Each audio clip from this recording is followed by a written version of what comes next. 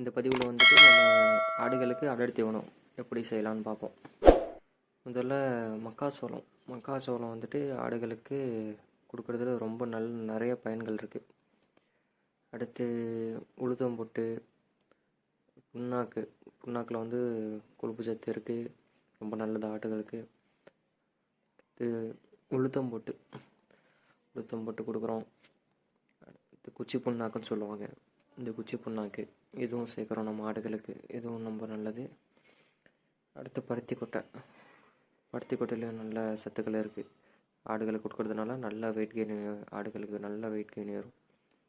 அடுத்து நம்ம தீவன கலவையில் அரிசியும் சேர்த்துக்கிறோம். இதுதான் நம்ம இப்போ ஆடுகளுக்கு தயாரிக்க போகிற தீவனத்தில் கலக்க போகிற தீவனங்கள். இது எல்லாத்தையும் மிக்ஸ் பண்ணி தான் இப்போ நம்ம இந்த தீவனம் தயாரிச்சிருக்கோம். இதில் வந்து கொடுக்கறதுனால ஆடுகளுக்கு 4 to 5 கிலோ